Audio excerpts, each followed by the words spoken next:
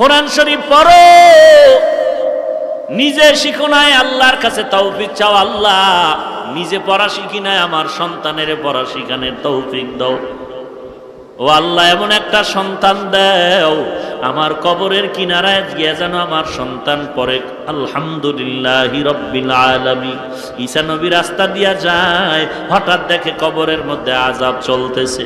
ঈসা নবী চলে গেলেন, কিছুদিন পরে আবার ওই রাস্তা দিয়া যায়, আজকে তাকায় দেখে ওই কবর থেকে মেশকের ঘেরান পাওয়া যায়।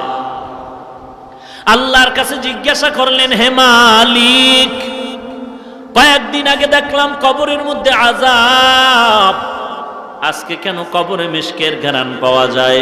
আল্লাহ বলেন, ঈসা এই বান্দা দুনিয়া থেকে বিদায় কালে গুনাহগার হয়ে আসছে, আযাব চলতেছিল, কিন্তু একটা সন্তান রাখি আসছে। মা সন্তানটারে মাদ্রাসায় নিয়ে চলে গেল, সন্তান মাদ্রাসা